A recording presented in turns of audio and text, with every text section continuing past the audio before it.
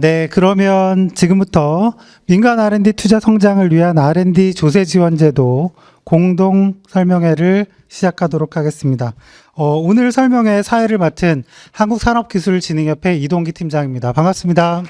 네, 오늘 설명회는 과학기술정보통신부, 국세청, 한국산업기술진흥협회가 공동 주최합니다. 바쁘신 중에도 설명회에 참석해 주신 모든 분들께 감사 말씀드립니다.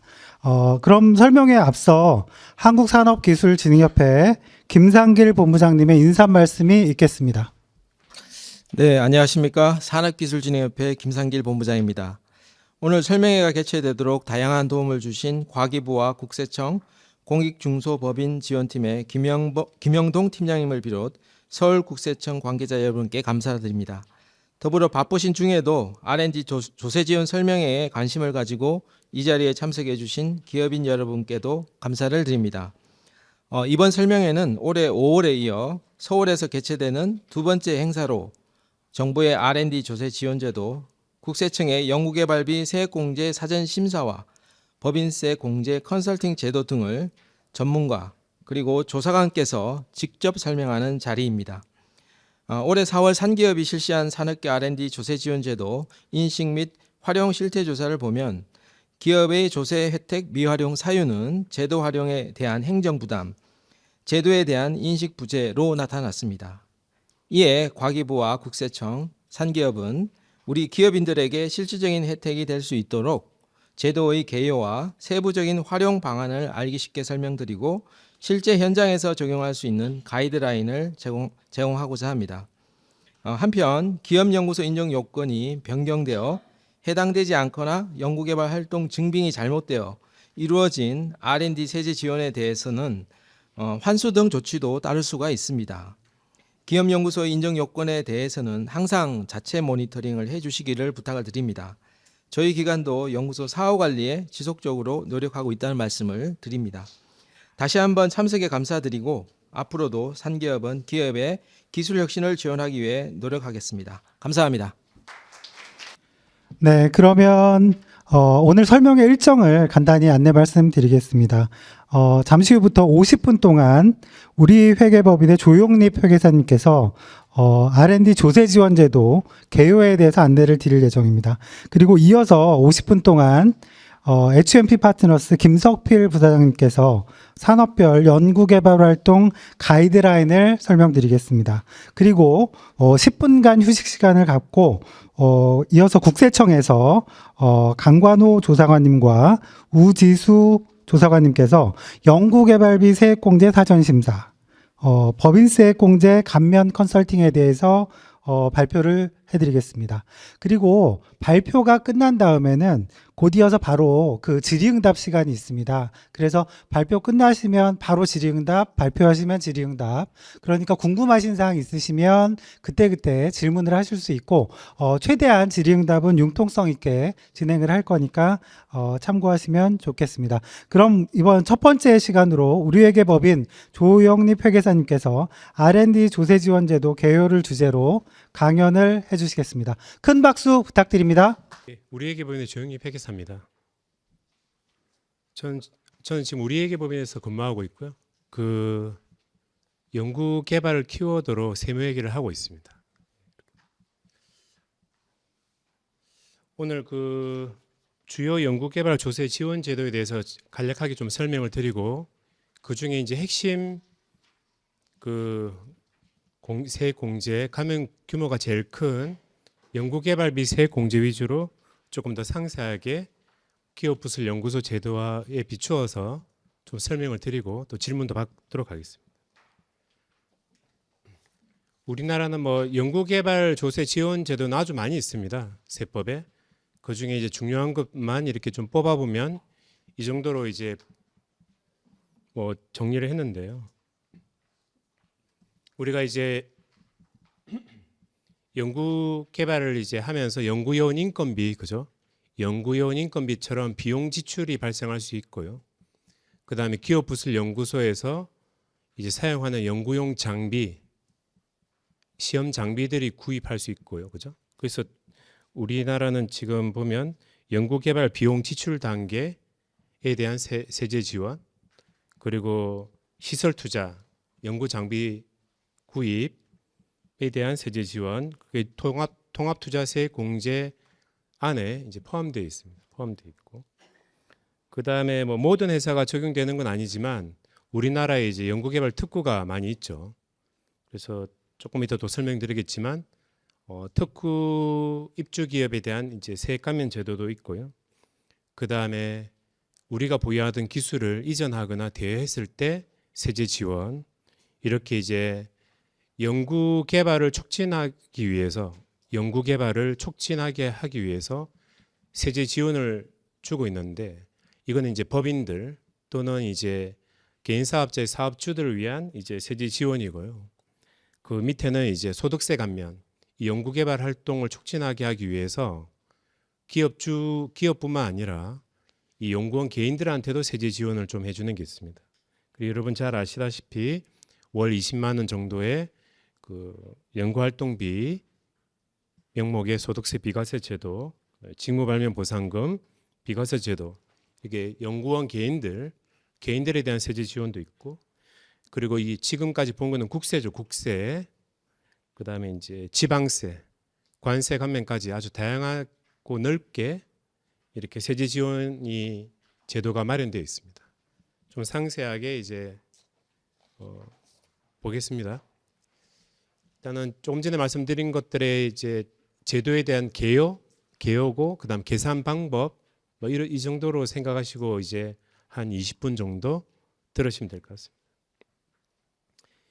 일단은 우리나라에서 세액 공제 규모가 가장 큰 뭐 2023년까지 기준으로 그 연구개발비에 대한 세액 공제입니다. 이 세액 공제나 세액 감면 제도들은 조세 특례 제한법 안에 다 있습니다. 다 있고, 그래서 조특법 10조라고 이렇게 기재해 놨고요. 그래서 정확하게는 이제 편하게는 연구개발비에 대한 세액 공제라고 이야기를 하지만 정확하게는 연구 및 인력개발비에 대한 세액 공제고, 인력개발비는 제가 끝에 조금 설명을 또 드리도록 하겠습니다. 그리고 현재 이제 연구개발비 세액 공제 제도는 연구개발비를 크게 세 가지로 분류를 하고 있습니다. 연구개발비를 우리 기업에서 발생하는 연구개발비를 한 10년, 10 몇 년 전에는 연구개발비 하나였는데 세제 지원하기 위해서, 이제는 이제 첫 번째 보시는 것처럼 기업의 신성장 원천기술 연구개발비, 니은에 보면 국가전략기술 연구개발비, 그리고 기업과 니은에 해당하지 아니하는 디귿 옆에 적어 놓으셔도 되는데요. 일반 연구개발비, 이렇게 해서 규정을 하고 있습니다.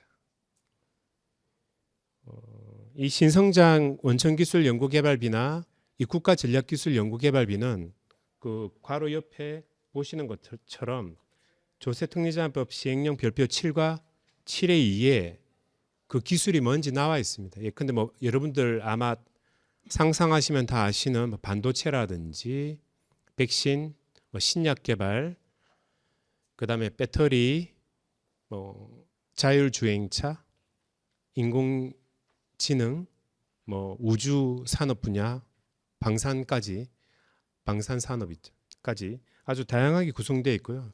여기서 하나만 말씀드리고 싶은 것은 우리 회사가 이게 신성장 연구 개발비에 해당되는지 여부는 좀 이제 많은 양을 짧게 설명드리기 좀 어렵긴 하지만, 우리 회사에 홍길동 연구요원이 있는데, 홍길동 연구요원이 신성장 연구개발 프로젝트도 관여하고 있고 일반 연구 프로젝트도 관여하고 있다고 한다면, 6대 4 정도로 하고 있다면 신성장 연구개발 프로젝트에 들어간 그 홍길동 연구요원 인건비 한 60%를 세액 공제를 좀 높여주고, 홍길동 연구요원이 이제 40% 정도 하는 일반 연구개발 프로젝트는 세액 공제를 좀 낮고, 이런 개념입니다. 그러니까 우리 회사의 전체적으로 우리 회사가 로봇 만드는 회사라고 전부 다 신성장 연구개발만 하는 건 아니거든요.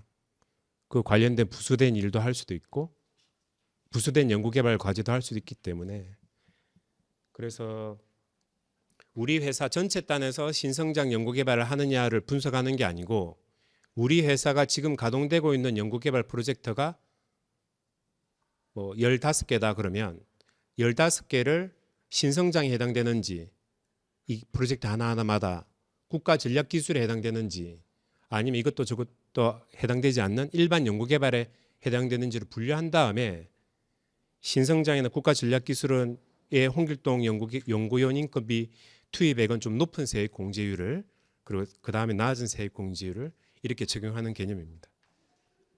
그리고 대부분의 경우에는 그 한국산업기술진흥원 키아트의 심사를 들어가서 연구개발 프로젝트별로 신성장이나 국가 전략 기술에 해당되는지 심사를 먼저 받은 다음에 그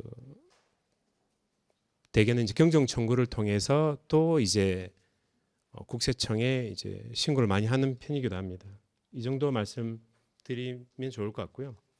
그래서 이제 우리 회사의 연구개발비 중에 신성장 원천기술 연구개발비에 해당되는 경우에는 중소기업의 경우에는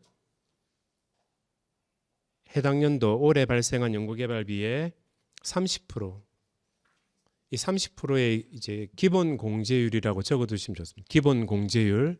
우리 요즘에 이제 세법 체계들이 대개 보면 기본 공제율과 이 추가 공제율 이런 개념으로 많이 가고 있는데요. 연구개발비 발생에 관계없이 30%를 세액 공제해주고, 이거 홍길동 연구요원 중에 홍길동 연구요원의 인건비가 연봉이 1억이었다 하면 아까 60%를 신성장이 했다고 말씀드렸죠. 6천만 원에 상당하는 인건비를 30% 1,800만 원이죠. 6천만 원에 30% 1,800만 원 그걸 올해 세액 공제해 주겠다는 거죠. 신성장 연구개발비 세액 공제로. 그런데 이제 추가 공제율이 있습니다. 해당 과세연도 수익 금액에서 신성장 및 원천기술 연구개발비가 차지하는 비율, 그 법인세법에서 법인의 수익 금액은 매출액입니다. 기업액의 기준에 따른 매출액. 그리고 매출액 대비 연구개발비 비율이죠. 매출액 대비 신성장 원천기술 연구개발비 비율을 곱하기 3배를 해줍니다. 추가 공제율, 좀 쉽게 말하면 잘하면 더 해주겠다. 많이 쓰면 더 해주겠다. 그래서 우리 회사 매출액 대비 신성장 연구개발비 비율이 4%다. 올해. 그러면 3배하면 12%죠. 12%인데 최대가 10%이기 때문에 맥스 10% 걸려서 우리 회사의 2024년도 신성장 연구개발비 세액 공제율은 40%. 그래서 홍길동 연구요원 인건비 6천만 원 곱하기 40% 하면 2,400만 원이죠. 그게 우리의 홍길동 연구요원의 인건비에 따른 세액 공제 금액이 그 정도 된다 이렇게 이해하시면 되겠습니다. 그 다음에 코스닥 상장 중견기업, 그 다음에 대중견기업 위주로 세액 공제 기본 공제율이 좀 낮아집니다. 기본 공제율이 그래서 25%, 20%. 그 다음에 국가 전략 기술은 만들어진 지 오래되지도 않았고 또 내용이 그렇게 많지는 않습니다. 기술의 범위가. 제가 기억나는 것은 이제 반도체, 백신, 2차 전지, 그다음에 최근에 올라간 게 이제 신약 개발 이 정도로 이해를 하고 있고요, 알고 있고 거기에 해당되면 우리 회사의 연구개발 프로젝트가 정부에서 정한 국가 전략기술 연구개발비 범위에 들어가는 프로젝트인 경우에는 기본 공제율이 이제 올라가죠. 아까 30%에서 40%로 올라갔죠. 40%에다가 또 추가 공제율 10%까지 하면 최대 50%까지 세액 공제에 들어가는 거죠. 그러니까 이제 정부에서 국가에서 이제 기대하는 것은 이제 이 연구 개발의 책임과 위험이 이제 기업한테 너무 크지 않습니까? 크기 때문에 이제 세액 공제를 하면 이제 세금을 적게 내게 되고 그걸 재원으로 연구요원 한 명 더 채용해 주십사하고 이제 기대하고 있는 거죠. 그래서 제가 아는 몇몇 그 코스닥 상장사 부장님들은 실제로 대표님한테 가서도 연구원 4명 뽑을까 뭐 3명 뽑을까 고민하고 있으실 때는 국가에서 일반 연구개발비 해당되면 25%거든 중소기업. 4분의 1의 인건비는 지원해 주기 때문에 4명 뽑아도 3명 뽑은 것밖에 안 된다 이렇게 말씀하시는 것을 국가에서는 이제 국민의 세금으로 이렇게 깎아주는 거죠. 특정한 기업에 대해서 기대하고 있는 거죠. 그래서 국가전략기술연구개발에 해당되는 경우에는 이제 40%에서 최대 50%까지 추가 공제를 10%까지 50%까지 굉장히 금액이 큽니다.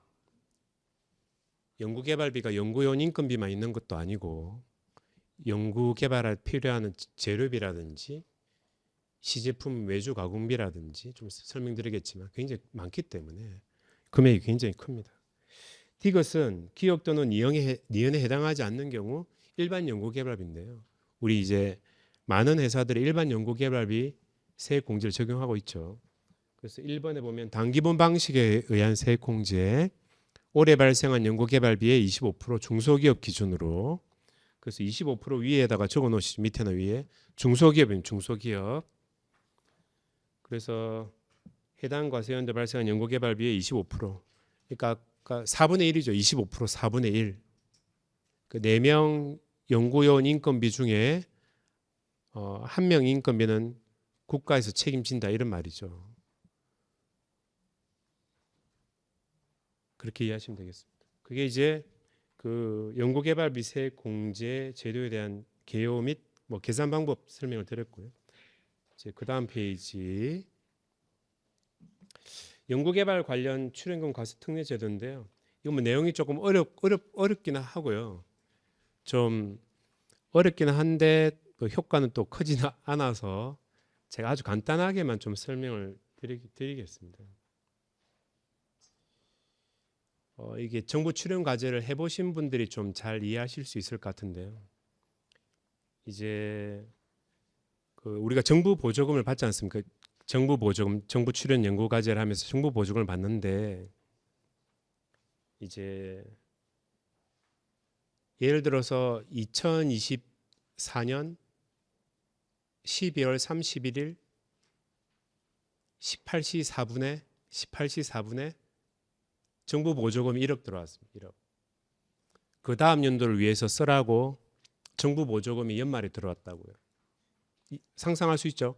근데 이건 RCMS나 SN테크나 뭐 이지바로 이런 쪽이 아니고 전통적인 방식의 정부 보조금 있지 않습니까? 먼저 돈을 받고 그 다음 연도에 쓰고 사업비 정산하고 전통적인 방식. 특히 초기 기업들이 되게 이런 문제가 커요. 사실 왜냐하면 늦가을이나 겨울에 돈을 받으면 돈을 다 못 써요. 그럼 그건 회계적으로는 회계사항 처리할 때는 차변에 보통예금 처리하고 대변에 과제선수금 이렇게 처리하고 부채로 돈을 받았지만 아직 약속을 지키지 못했기 때문에 사업비로 쓰지 못했기 때문에 부채로 처리합니다. 회계에서는. 우리 법인세법에서는 뭐 권리 의무 확정주의에 따라서 이 돈으로 남아있는 과제선수금을 법인세법상 이익, 입금으로 처리하게 돼 있어서 이게 과세 표준에 들어가고 해서 법인세를 내야 되는 상황이 발생하는 거죠. 아주 극단적으로 우리가 사업활동을 아무것도 안 했는데 12월 31일 18시 4분에 1억의 정부 보조금만 딱 받았다 하면 법인세율 10%면 9%죠. 정확하게 10%라고 하고 10%면 1,000만 원. 1,000만 원 법인세 내야 됩니다. 내년 3월 달에. 대표님들 이해를 못 하세요. 이 돈은 사업비로 다 쓸 거고 내년에 비용으로 다 쓸 거고 올해 이제 돈을 받았는데 이제 회계하고 세무하고 좀 관점이 다른 거죠.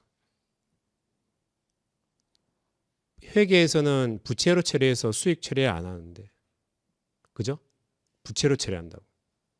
과제 선수금 미리 받은 돈.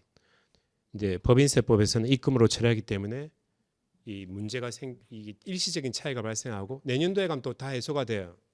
다 해소가 되는데 일시적으로 법인세가 발생한 상황이 나오는데 이 조세특례제한법 지금 보고 계시는 10조 2에 따르면 기초연구진흥 및 기술개발 지원에 관한 법률이라든지 산업기술혁신촉진법, 뭐 중소기업 기술혁신촉진법 등 이 주요 부처의 중요한 법률에 대해서는 과세 이연을 해줍니다.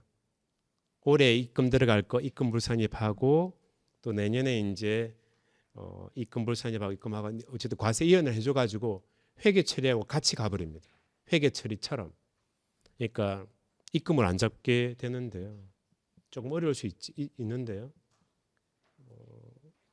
그래서 이런 제도를 운영하고 있습니다. 이런 제도를 운영하고 있고 이 좀 규모가 큰 회사들은 이 제도를 활용을 잘 안 합니다. 이게 왜냐하면 관리가 복잡고 하기 때문에. 근데 이 창업 기업들 거의 초기 기업들은 이 자기들 매출이나 비용 사이즈에 비해서 정부 보조금이 굉장히 크기 때문에 이 효과들이 극하게 나타나는 거죠. 극하게 나타나면 이제 법인세를 내야 되는 막 상황이 초기 기업 때 발생하기 때문에 이런 과세이연 제도를 만들어두고 활용하고 있는데요. 지금 이제 올해 7월 달에 매년 7월 달에 이제 정부에서는 이제 매년 7월 달에 세법 개정안을 발표하고 있습니다. 거기 지금 나와 있는 거는 이 기초연구 진흥 및 기술개발 지원에 관한 법률 이런 법률뿐만 아니고 뭐 사실상 모든 정부 출연금에 대해서도 과세 이연을 해주겠다. 그러니까 이제는 걱정 안 하셔도 되는 거죠. 예전에 제가 한번 조사해 봤던 거는 이 정부 출연 연구 과제가 한 83개 정도 법률에 의해서 추진되고 있거든요. 그 중에 6개 법률만 과세 이연을 해줬던 거죠. 주요 부처. 근데 이제는 이제 내년 1월 1일부터 받는 정부 출연금에 대해서는 모든 정부 출연금에 대해서도 이 과세 이연 해주겠다 해서 다행스럽고 잘 됐다고 생각하고 있습니다. 그 정도 설명드릴게요. 10조에는. 그 다음에 이제 조세특례제한법 24조에 따른 통합투자세액 공제입니다. 회사에서 구입하는 생산 공장에 들어가는 기계 장치뿐만 아니라 지금 보시는 것처럼 연구소에서 쓰는 연구시험용 시설 투자에 대해서도 이제 세액 공제를 동일한 율로 하고 있습니다. 이제 여러분 보시면 이게 두 번째 줄에 보면 기본 공제율 또 나오죠. 기본 공제율은 중소기업 10%죠. 10%. 그래서 1억짜리 기계장치나 연구장비 사시면 1,000만 원 통합투자세액 공제가 되는 거죠. 물론 이제 연구개발비로 쓰셨다면 25% 이상 세액 공제가 되는데 중소기업 기준으로 투자세액 공제는 10%밖에 안 돼서 그죠? 그래서 가끔은 납세자와 이제 또 과세 당국 간에 좀 이게 투자냐 아니면 비용 지출이냐 관련해서도 조금 논쟁이 있을 수 있는 논쟁이 있기도 한 또 지점이기도 합니다.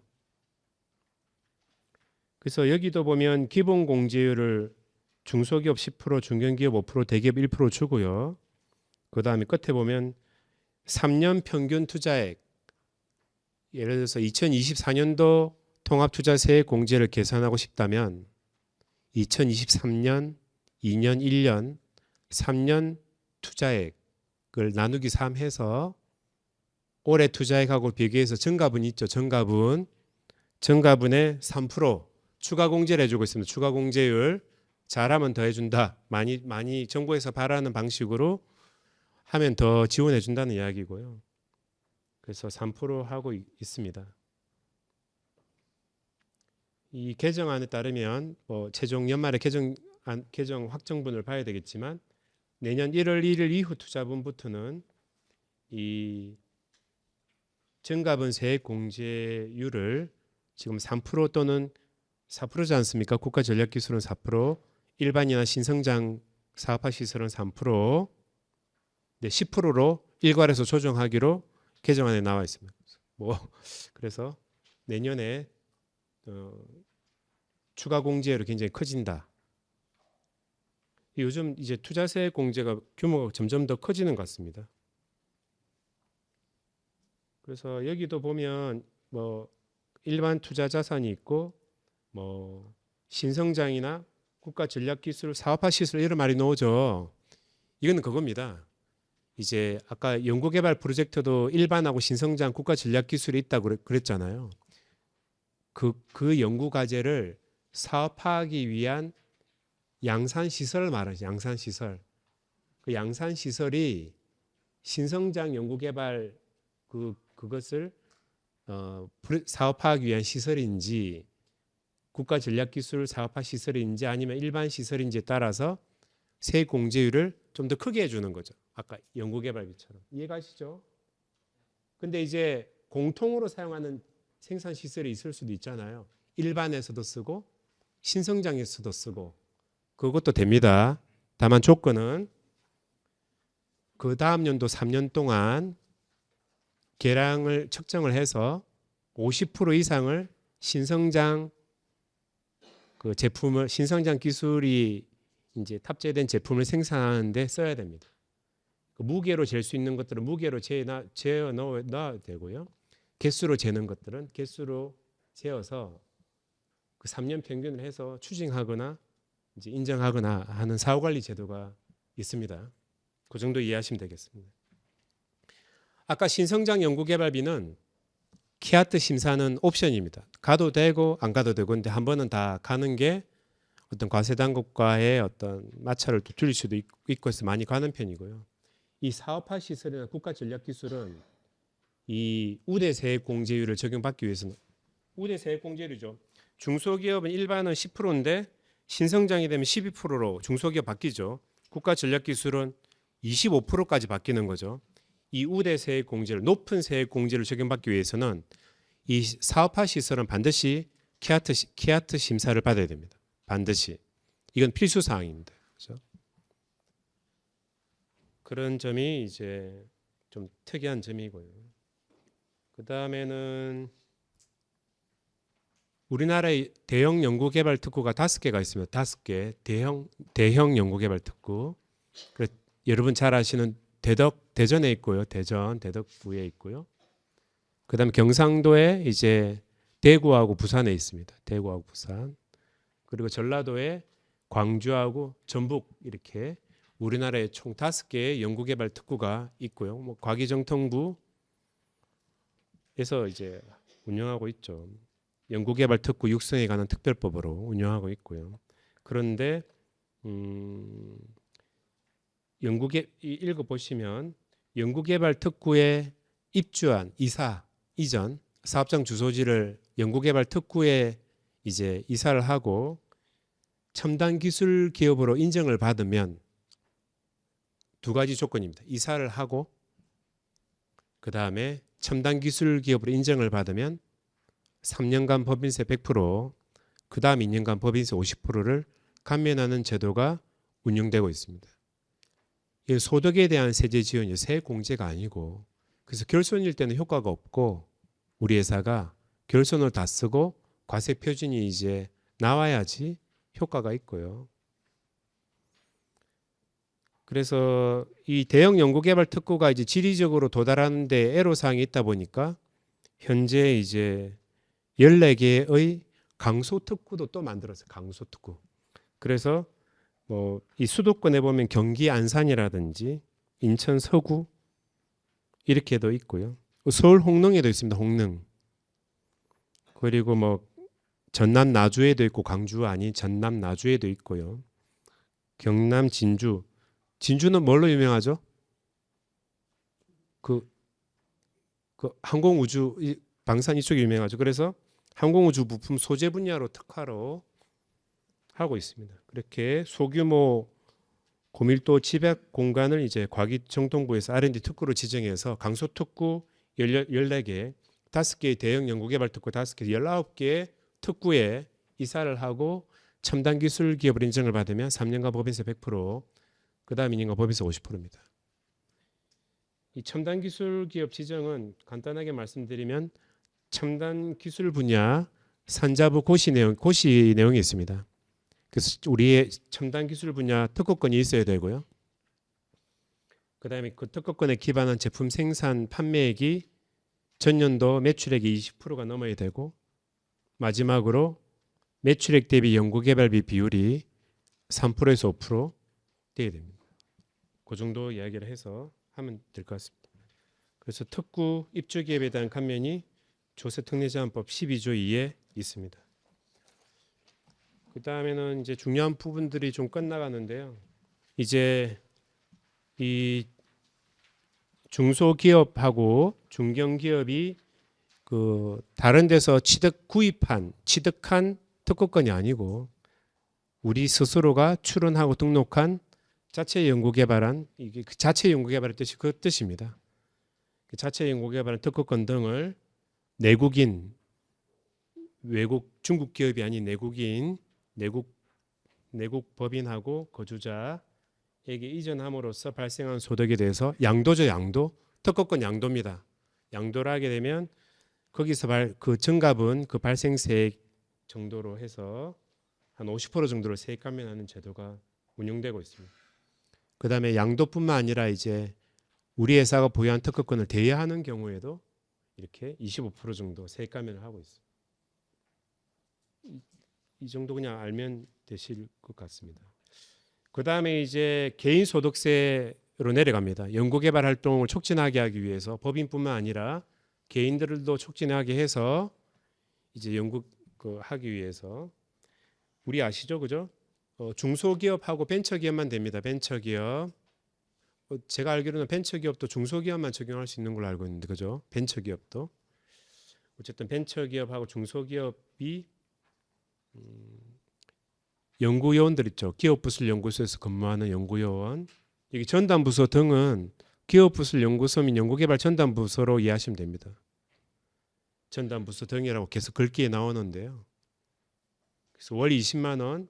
우리 비과세 근로소득이 뭐가 있죠? 비과세 근로소득이 식대 비과세 이제 세금부터 20만 원 올랐죠, 그죠? 그것처럼 연구활동비도 연구수당, 연구원들한테 지급하는 연구수당도 월 20만 원 정도 비과세 처리를 할 수가 있습니다.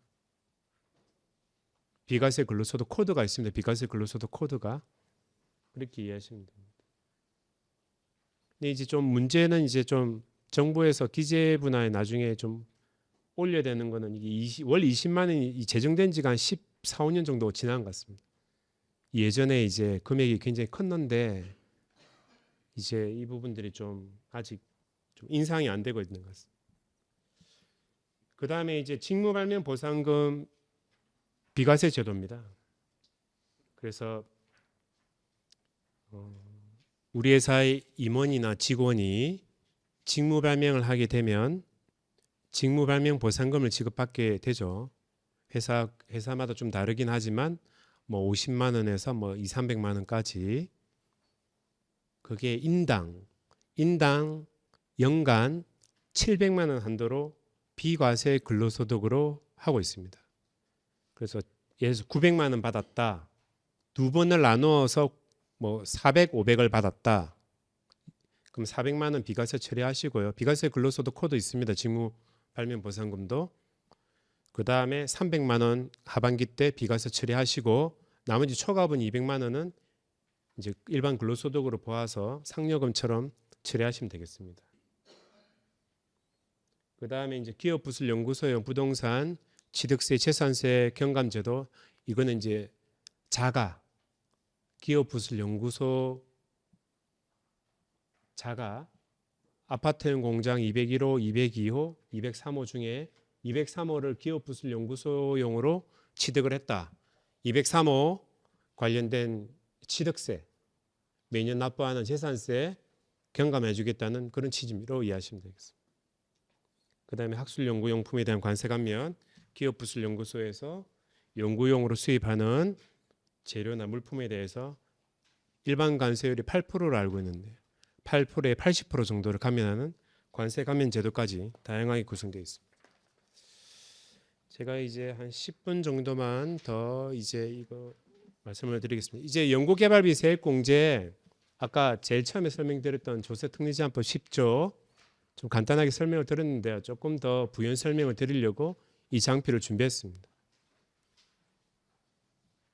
일단은 그 연구개발비 세액공제 홍길동 연구요원 인건비 그 6천만 원에 뭐 25%든 40%를 세액공제 받기 위해서는 두 가지 요건을 갖춰야 됩니다. 첫 번째는 이 조세특례제한법에 따른 연구개발의 정의에 부합하는 활동에서 발생한 비용일 것이라고 되어 있는데요. 적어 놓으셔야 됩니다. 연구공정에서 발생한 비용일 것, 연구 공정에서 발생한 비용이어야 됩니다. 연구 공정. 우리 연구 공정이 끝나면 생산 이관 절차로 해서 생산이 시작되죠. 그래서 홍길동이 연구 공정에서 일을 해야 된다는 이야기이기도 하고, 생산 공정에서 홍길동 연구원이 일하고 있으면 세액공제 못 받는다는 이야기이기도 합니다. 그래서 연구 공정에서 발생한 비용이어야 된다. 이게 큰 전제입니다. 항상 이 전제가 되게 중요하다고 많이 생각이 들 때가 많은데요. 두 번째는 우리나라나 일본이나 다른 나라에서도 다 각자가 나라에 맞게끔 이 세액공제, 연구개발비 세액공제 대상 비용을 정하고 있습니다. 예컨대 우리나라는 좀 이따 보시게 되겠지만 연구요원 퇴직급여, DCDB 뭐 다 상관없고, 연구요원 퇴직급여를 연구개발비 세액공제 대상 인건비에 포함해서 세액공제 안 해주고 있습니다. 우리나라는. 근데 일본은 해줘요. 일본은. 그러니까 이게 나라별로 다 자기 나라의 처한 상황이나 어떤 정책자의 어떤 의사결정에 따라 달라지는 거죠. 세액공제율도 달라요. 제가 뭐 몇 년 전에 볼 때 일본은 세액공제율이, 연구개발비 세액공제율이 뭐 14%인가 17%고 우리나라는 일반 연구개발비 세액공제율이 아주 오랫동안 25%였고, 그 나라별로 세액공제율이나 세액공제 대상의 범위를 달리 정하고 있다, 이 말씀입니다. 그래서 니은에 있어야 된다. 우리나라에서 정한 별표 6에서 지금 정하고 있는데요. 그 비용이 있어야 되고, 대전제는 기억은 연구공정에서 발생한 비용이 된다. 그 다음에 니은의 단서에 보면 당 국가 등으로부터 연구개발 출연금을 지급받아 지출한 것이 아닐 것. 이 말은 우리 정부 출연 과제할 때 정부 보조금 받으시지 않습니까? 정부 출연금. 그 부분은 좀 덜어내 달라 이야기를 하는 겁니다. 세액공제 금액 구할 때. 홍길동 연구요원 인건비가 1억이라고 다시 생각하죠. 1억이라고 생각하고 9천만 원은 정부 출연금, 1천만 원은 우리 회사의 민간현금 부담금으로 지급하기로 했다. 홍길동 연구과제 참여율은 100%겠죠. 자기 연봉의 100%를 정부 출연과제로 해서 받는데 9천만 원은 정부 출연금, 1천만 원은 회사가 납입한 민간연금 부담금. 그럼 이분이 전부 다 일반 연구개발 과제만 홍길동이 참여했다고 보면 세액공제 대상 인건비는 얼마다? 1억이겠어요? 9천만 원이겠어요? 아니면 1억이겠어요? 아니면 1천만 원이겠어요? 아니면 제로겠어요? 제로? 어떤 회사 가보면 그냥 1억 다 세액공제 받고 있는 회사도 있고, 잘못됐죠. 과다하게. 어떤 회사는 하나도 세액공제 안 받아요. 왜냐하면 정부 과제 참여하면 세액공제 못 받구나 생각하고 있거든요. 아니고 9천만 원만 잘 드러내면 됩니다. 9천만 원. 1천만 원은 이 방송 놓으면 안 돼. 내 돈 내산. 자기 돈으로 자기가 연구개발비 지출한 거는 세액공제 받는 게 어려움이 없죠. 우리 회사 민간현금 부담금으로 지출한 연구개발비 세액공제 가능하다는 이야기입니다. 그 다음에는 이제 연구개발에 포함하지 아니하는 활동으로 몇 가지 규정해 놓고 있습니다. 또는 그 중간에는 그 과학적 기술적 진전을 이루기 위한 활동으로 또 연구개발의 정의도 하고 있고, 조세특례제한법에서 또 아닌 활동을 규정하고도 있는데요. 일단은 품질 검사, 이런 게 안 좋은 키워드입니다. 품질 검사, 완제품 품질 검사, 연구 공정에서 발생한 일이 아니죠. 기업이 아까 첫 번째 요건에 들어가야 된다고 이야기했지 않습니까? 말씀 나눴잖아요. 소규모 기업들에 가보면 완제 품질 검사를 연구요원들이 하는 경우가 가끔씩 있는 것 같아요. 손이 부족하니까. 양산품의 품질 검사. 그거는 연구 공정이 끝나고 생산 공정이거나 그 이후 공정이거든요. 연구요원의 연구활동과 연구활동 아닌 것에 겸업 이슈가 발생하기 시작하는 거죠.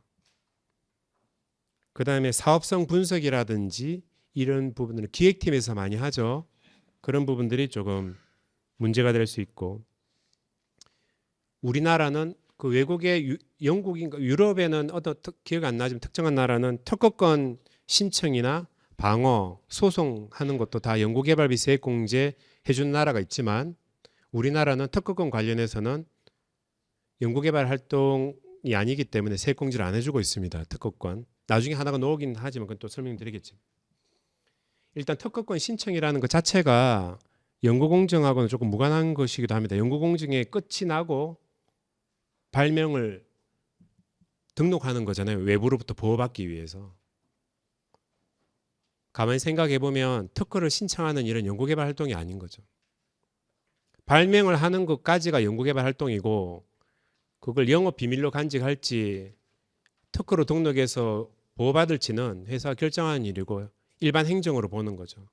그래서 기본적으로 기업의 연구개발의 정의에 들어가지 않는 부분이기도 하다 사실은. 그런 이야기. 그 다음에 또 중요한 이야기지만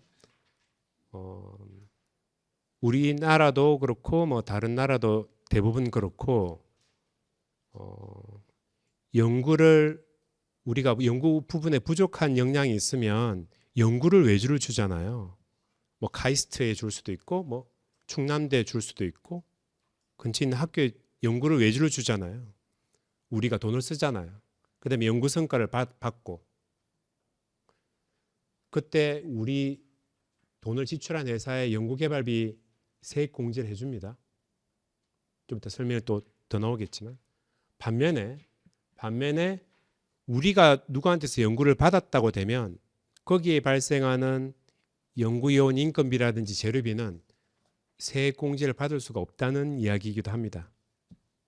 돈을 지출하는 자 또는 이제 뭐 요약하면 연구 개발의 책임과 위험을 지는 자에게 세액 공제를 해주고 있습니다. 우리나라는 연구 성과의 소유권자나 연구 개발의 책임과 위험을 지는 자에게 세액 공제를 해주고 있습니다. 좀 너무 결론적이고 선언적이기도 하지만 그래서 돈을 받아서 이제 연구를 하고 하는 이런 행위가 연구 개발의 책임과 위험이 우리한테 없다고 보기 때문에 세액 공제를 안 해준다 생각하셔도 됩니다. 또는 연구 성과의 소유권이 우리 수탁법인에 있는 게 아니고 위탁법인으로 올라가죠. 연구 성과의 소유권이 돈을 받고 연구 성과를 올리지 않습니까? 그러니까 연구 성과의 소유권이 없기 때문에 이 세액 공제를 못 받구나 이렇게 생각하셔도 될 것 같습니다. 그 다음에 이제 이 아래 두 개 이제 이미 기획된 콘텐츠를 단순 반복적으로 제작하는 활동이라든지 이미 서비스화된 소프트웨어 등을 복제해서 반복적으로 제작하는 활동 이런 문구들이 참 어렵긴 합니다. 이게 또 적용되는 거에 따라서 납세자들이 또 어려워하기도 하고 또 걱정도 많이 하는 부분이 있는데 기본적으로는 하청업체나 협력업체들이 이제 이 물량을 받아서 이제 연구 같은 행위를 하는 경우를 이제 세액 공제를 좀 이제 받기 어렵다는 이야기를 하고 있는 것 같습니다. 뭐 위탁하고 수탁하고 비슷하다고 생각하셔도 되고요. 저는 그렇게 이해하고 있습니다. 그래서 시간이 이제 많이 없어서 이 두 번째 이야기가 굉장히 중요한 이제 건데요. 이제 기초연구진흥 및 기술개발 지원에 관한 법률, 이 기초연구법이라 그럽니다. 기초연구법. 이거는 이제 과기정통부에서 규율하고 있는 법률인데 기업부술연구소의 설립 및 운영의 근거가 되는 법률입니다. 여기에 연구개발 활동에 대한 정의가 나와 있습니다. 이 정의는 기초연구법에서만 쓰는 게 아니고 전 세계적으로 다 쓰는 연구개발의 정의이기 때문에 굉장히 중요한 말이고 제가 한번 읽어보겠습니다. 연구개발 활동이란 과학기술 분야 또는 이제 지식 기반이 이게 빠졌는데 아직 제가 넣어놨네요. 이제 서비스 분야죠. 지식 기반이라는 말은 빠지고 과학기술 분야 또는 서비스 분야의 지식을 축적하거나 새로운 응용 방법을 찾아내기 위해서 축적된 창의적 지식을 활용하는 체계적이고 창조적인 활동으로서 여기까지 이제 슬래시 치고 가끔씩 보시고요. 뭔가 체계적이라는 말씀이죠. 체계적이다. 그 다음부터 되게 중요한 말인데요. 새로운 제품 및 공정을 개발하기 위한 그러니까 우리나라의 연구개발의 범위는 정하고 있는 기초연구법에서는 연구개발은 제품 레시피, 이 제품 개발만 있는 게 아니고 공정개발도 연구개발의 범위에 포함하고 있다는 게 특징이라기보다도 그렇게 돼 있는 겁니다. 제품 개발뿐만 아니라 공정개발, 제품을 양산하기 위한 공정을 누가 개발하고 안에 있다면 그 공정개발도 연구개발의 범위에 들어가 있는 거다. 두 번째, 시제품의 설계 제작 시험. 이게 오늘의 키워드입니다. 연구개발이 뭐냐 저한테 딱 물어보시면 그건 아니고, 대표님들이 저한테 많이 물어보시죠. 이 중소기업 대표님들께서 연구요원은 어떻게 선발해? 이렇게 많이 물어보시는데, 시제품을 설계하고 그림 그리고 제작 만들고 나면 뭐 해야 되죠? 테스트 해야죠. 이 실패하면 반복하는 거죠. 시제품의 설계 제작 시험하는 사람들이 기업부설 연구소에 들어가면 됩니다. 누가 연구소에 들어가면 돼요? 시제품의 설계 제작 시험하는 사람들이 연구소에 들어가면 되고요. 그 중에 4년제 자연계 분야 학사 이상 나오신 분은 연구전담요원, 그 아니신 분들은 연구보조원. 우리나라는 연구전담요원뿐만 아니라 연구보조원의 인건비에 대해서도 똑같이 25%든 50%든 세액공제 해주고 있습니다. 차이가 없습니다. 고졸 출신이 연구원 들어왔다. 당연히 기업 근데 뭐하냐? 시제품의 설계 제작 시험을 하고 있다. 연구소에 들어가면 됩니다. 그리고 연구보조원으로 하시면 되는 거죠. 이공계 자연계 나왔기 때문에 연구소에 들어가는 게 아니고, 철학과 나와도 그죠? 시제품의 설계 제작 시험하면 연구소에 들어가는 거고, 자연계 분야 4년제가 아니기 때문에 연구보조원으로 분류하셔서 세액공제 25% 받으면 된다, 이런 말입니다. 우리가 이제 결과를 갖고 이걸 생각할 게 아니고 누가 들어갈 수 있는지는 이 시제품의 설계 제작 시험이 키워드고, 시제품의 설계 제작 시험과 관련된 비용의 한 95% 정도는 느낌으로 전부 다 세액공제 대상 비용입니다. 인건비뿐만 아니라 재료비조차도. 그래서 시제품의 설계 제작 시험은 아주 중요한 키워드다, 그 말씀을 드립니다. 자 이제 진짜 간단하게 해야 되겠는데요.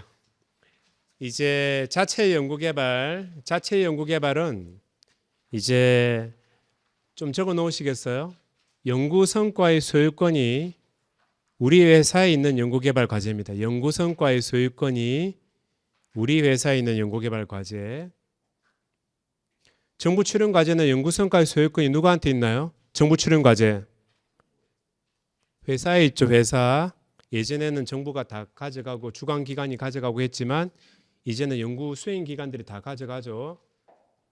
정부 출연 과제도 자체 연구개발 과제가 맞고, 다만 정부 출연금만 차감하면 된다, 이런 말씀이죠. 1번 방가로 1번은 연구요원 인건비입니다. 방가로 1번과 방가로 2번은 연구요원 인건비 적어 놓으셔야 돼요. 연구요원 인건비.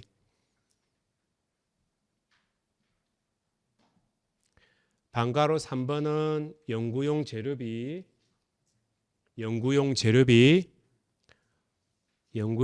방가로 4번은 연구장비 렌탈 비용. 그래서 이 빨간 줄만 잘 보시면 되는데요. 여기 보시면 제가 읽어볼게요. 연구용 인건비 1번 기업부설 연구소 또는 연구개발 전담부서, 그 다음 줄에서 근무하는 직원의 인건비. 기업부설 연구소에서 근무하는 직원은 몇 가지 카테고리가 있죠? 연구전담요원, 연구보조원, 연구관리직원, 연구행정요원도 있죠. 연구관리직원. 괄호에 누굴 빼라고 되어 있어요? 다만 연구개발 과제를 직접 수행하거나 보조하지 않고 행정사무를 담당하는 자는 제외한다. 누굴 빼라고요? 연구관리직원을 차감하는 것이다. 그래서 지금 세액공제 대상 연구요원은 누구다? 연구전담요원과 연구보조원이다. 그 다음에 인건비 오른쪽에 퇴직소득, 퇴직자 들어가면 전부 다 세액공제 안 되죠. 그렇게 지금 바뀌어 있고요. 자, 2번 2024년부터 개정된 내용입니다.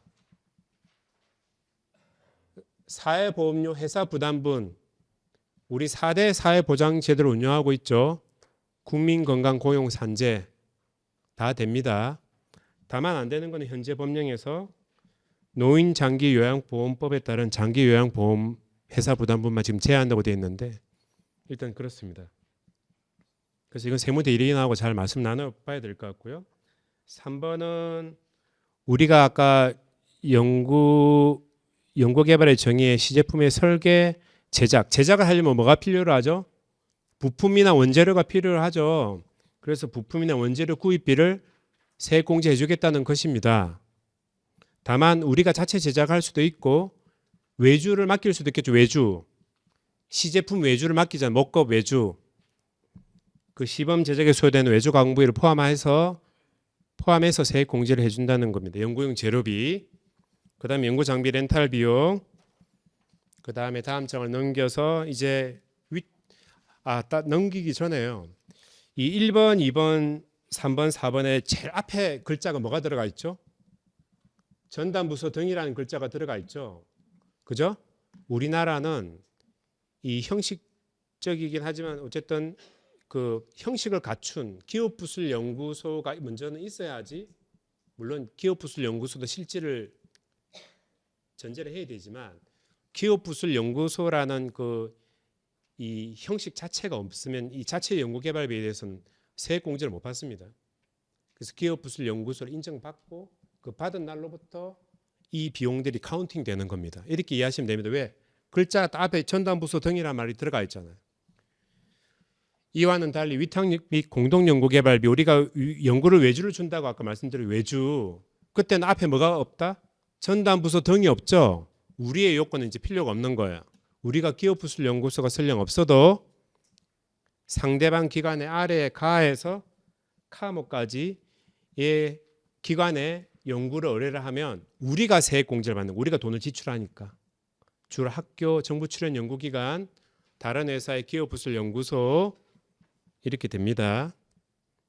그래서 위탁 연구개발비도 우리 세액 공제 대상 비용이 들어가 있고 이것도 뭐 신성장이 될 수도 있고, 그죠? 어느 과제에 해당되는지 따라서 일반 연구개발비 25%도 세액 공제 받을 수 있고 하겠죠.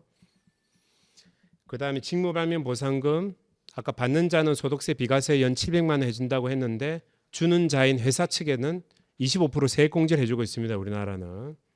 그 다음에 기술자문료, 마지막으로 사항목인데요. 이 산업재산권 진단기관 특허청에서 이제 계속 지정하고 있는데요. 이거는 뭐냐면 특허 출원 비용을 이제 해주고 있는 게 아니고 이 특허 조사 분석을 의뢰하면서 발생한 비용에 대해서 세액 공제해 주는 겁니다. 우리가 특허법인에 돈을 주지 않습니까? 대금을 지급함에 있어서 특허 출원 비용이나 이런 비용에 대해서 이야기하는 게 아니고 우리가 연구 공정에서 뭐 A 기술로 제품을 개발할까 B 기술로 제품을 개발할까 할 때 선행 특허가 뭐가 등록되어 있는지를 조사 분석을 받아가지고 B는 이미 특허가 등록돼 있다 기술이, 그럼 우리는 A 기술로 제품을 만들어야 되겠다. 이 연구 공정에서 발생한 비용이죠. 아까 대전제. 그래서 그런 비용에 대해서는 특허 관련된 비용이긴 하지만 세액 공제해 준다 이렇게. 좀 마지막에 좀 바삐 했는데요. 질문 한 개 정도만 받을까요? 네, 지금부터 질의응답 시간을 갖도록 하겠습니다. 예. 질문 있으신 분은 손을 들어주시면 마이크를 전달해 드리도록 하겠습니다. 이쪽.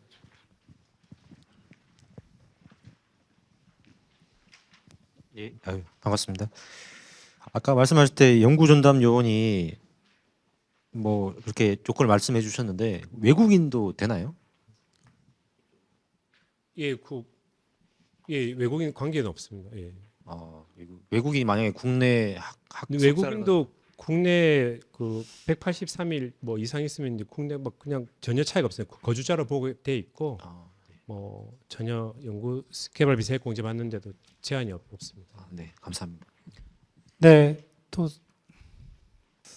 네, 저는 연구소에 소속되어 있고 실제 기업부설 연구소에서도 전담 요원으로 이제 등록이 되어 있는데요. 그 기획 일을 하고 있는데 이렇게 이제 실제 뭐 코딩을 하거나 개발을 하는 인원이 아니라 연구소에서 소속되어 있는데 기획 파트를 하고 있는, 그리고 실제 이제 뭐 어떤 정부 R&D 사업에 대한 기획을 하고 하는 일을 하는 인원도 세액 공제, 그러니까 일반 공제 같은 경우에 공제를 받을 수 있나를 좀 여쭤보고 싶습니다. 좀 어려운 이야기인 것 같습니다. 이게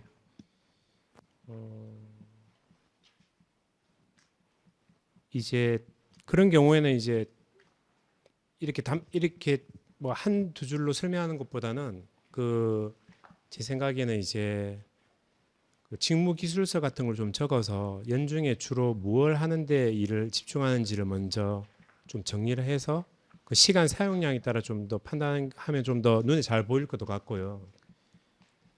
일단은 시장 조사나 일반적인 관리 활동, 지원 활동 이런 데 좀 이슈는 될 수도 있을 것 같고요. 얼마만큼 또 연구개발 프로젝트에 관여하는지에 따라서도 좀 또 달리 볼 수도 있을 것 같고 경계선에 있는 일들로 생각도 됩니다. 감사합니다. 네. 예.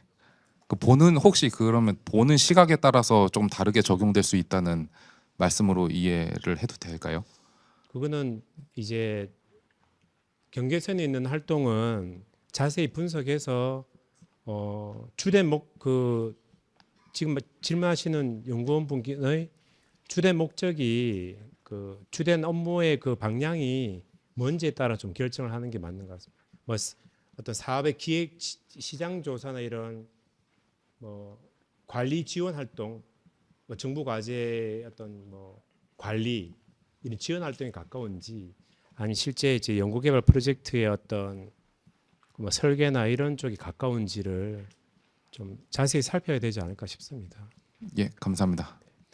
네, 마지막으로 끝으로 한 분만 더 질의받고 다음 시간 이어가겠습니다. 예, 개발 지원 과제 수행할 때 업체가 현물로 내는 연구원하고 종업원에 대한 인건비 처리 방법에 대해서 혹시 좀 조금만 다시 한번 말씀해 주세요. 개발 지원 과제 수행 시에 업체가 현물로 내는 연구원 및 종업원의 인건비 처리 방법에 대해서 좀 설명을 좀 부탁 좀 드리겠습니다.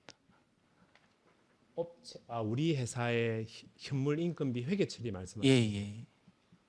회계 현물 인건비 말씀하시는 거예요. 예. 현물은 이제 예를 들어서 우리 회사 연구소장님이 그 과제의 현물로 이제 인건비를 투하해서 이제 참여하기로 했다고 하면 연구개발비 급여를 연구개발비로 되게 처리하죠. 회계 처리할 때. 그리고 정부 출연금을 받는 거나 우리 돈이 직접 뭐 RCMS 계좌에 나가는 게 아니기 때문에 뭐 달리 뭐 상계하는 회계 처리를 하거나 그렇게 하실 필요는 없습니다. 일반 우리 급여 처리하시는 회계 처리를 하시면 되고요. 조금 더 잘 하신다면 이 급여를 이제 연구개발비로 이제 계정 과목을 바꿔주는 그 정도 회계 처리를 하면 될 것 같습니다. 네, 감사합니다. 네, 오늘 첫 번째 강연은 여기서 마치도록 하겠습니다. 발표해 주신 조영립 회계사님께 큰 박수 부탁드립니다. 네, 다음 시간도 이어질 때 아까 질문하신 내용과 좀 연계가 되어 있는 부분인데요. 지금 세액공제를 받을 때 연구개발 활동이냐 아니냐에 따라서 구분하는 부분들이 있습니다. 그래서 두 번째 시간은 산업별 연구개발 활동 가이드라인 해설이라는 주제로 HMP 파트너스의 김석필 부사장님께서 강연을 해주시겠습니다. 큰 박수 부탁드립니다.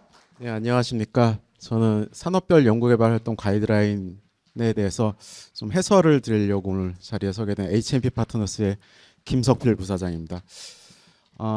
연구개발 활동에서 조세특례 지원 제도에서 혜택을 받는다든가 그거를 수행하는 것들에 있어서는 회계에 대한 전문가들이나 국세청에서 결정되어서 되는 부분이긴 하지만 제가 말씀드리고자 하는 부분은 그런 것들을 준비함에 있어서 아까 앞에 얘기가 된 것처럼 이게 R&D 활동인지 아닌지 적격 연구개발 활동인지 그런 부분들에 있어서 현장에서 굉장히 이슈들이 많이 있고 판단하기 어려운 부분들이 있는 것 같습니다. 그런 이유 때문에 연구개발 활동이라고 해서 이제 특례를 지원을 할 때 지원을 아예 하질 않거나 아니면 지원을 했다가 추후에 이슈가 생겼을 때 어떻게 그거를 해소할 수 있는 방안을 찾지 못하는 그런 사례들이 상당 부분 있어 왔기 때문에 이 산기업에서 그런 이제 그 연구개발 활동 내에서 어떤 것들은 연구개발 활동에 해당되는지 안 되는지 그런 것들을 조금 가이드를 만들어주면 기업에 계신 분들이 좀 도움이 되겠다라고 해서 연구개발 활동 가이드라인을 만들었고요. 이 가이드라인은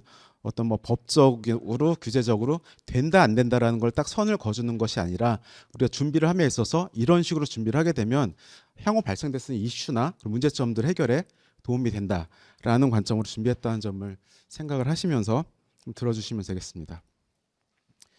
먼저 연구개발 활동의 정의에 대해서 설명을 드리겠고요. 그리고 지금 가이드라인이 어떻게 만들어져 있는지 그리고 어떻게 활용하면 되는지에 대해서 순서대로 말씀을 드리도록 하겠습니다. 연구개발 활동의 정의는 앞서서 말씀하신 대로 조특법에서도 연구개발 활동이 뭐다라고 정의를 하고 있고 기초연구법에서도 연구개발 활동이 어떤 것이다라고 정의를 하고는 있습니다. 근데 아까 말씀하신 것처럼 한 줄, 두 줄로 되어 있는 한 문장으로 되어 있기 때문에 실제적으로 현장에 들어가서는 어떻게 봐야 될지 좀 이슈들이 많이 생긴다라고 볼 수 있습니다. 조세특례 제한법에서는 앞에 저기 적어서 있는 것처럼 과학적 또는 기술적 진전을 이루기 위한 활동 그리고 새로운 서비스 및 서비스 전달 체계를 개발하기 위한 활동이라고 되어 있습니다. 그래서 어떤 활동을 정하는 것이 아니라 그 활동하고 그걸 하기 위한 목적을 같이 묶어가지고서는 정의를 하기 때문에 어떤 특정 활동은 연구개발 활동이다라고 얘기를 하기가 굉장히 어렵습니다. 그래서 앞뒤 전후를 연결을 해서 봐야 된다라는 부분이 굉장히 중요한 부분이라고 볼 수 있겠습니다. 그래서 같은 행위를 했다 하더라도 연구개발이라는 목적을 가지지 않을 경우에는 인정을 못 받고 그런 일들이 생길 수밖에 없습니다. 그리고 여기에 써 있는 것처럼 과학적 또는 기술적 진전이라는 게 무엇을 의미하는지 그리고 새로운 서비스나 서비스 전달 체계를 개발한다는 게 어떤 의미인지를 좀 판단하는 데에서 애로사항들이 발생이 되고 있습니다. 물론 이런 사항들에서는 어려운 부분들이 있지만 제외되는 조건에 대해서는 좀 명확하게 하고 있기 때문에 제외 조건에 대한 부분들은 아예 처음부터 고려를 하지 않는 것이 고민부터 하지 않는 것이 맞겠다라고 말씀을 드릴 수 있습니다. 두 번째로는 아까 과학기술법에서 나와 있는 법령입니다. 기초연구진흥법에서 나와 있는 내용으로는 과학기술 및 서비스 분야의 지식을 축적하거나 새로운 응용 방법을 찾아내기 위해 축적된 창의적인 지식을 활용하는 체계적이고 창조적인 활동 이런 워딩으로 되어 있습니다. 그리고 중요한 부분은 사업화 전까지를 통칭한다라고 되어 있습니다. 그래서 이 법에서도 다시 강조를 드리고 싶은 것은 어떤 행위가 아니라 무엇을 하기 위한 그래서 그 위안이라는 부분이 명확하게 정의가 되어 있기 때문에 어떤 똑같은 활동을 하더라도 우리가 연구개발 활동에서 연결되는 액티비티하고 일상적인 생활에서 나오는 활동에서 나오는 것들하고 명확하게 구분을 해야 된다는 것입니다. 그래서 이러한 내용을 통해 가지고 두 개의 법령으로 보았을 때는 그런 어떤 행위 중심이 아니라 그 행위가 갖는 목적하고 그리고 기대 효과까지 연결을 했을 때 그 행위를 우리가 설명을 해주지 않는다라고 하면은 법적으로 우리가 해석하는 데 있어서 많은 애로사항이 발생될 수 있고 그걸 우리가 증명하기가 어려워질 것이다라는 부분입니다.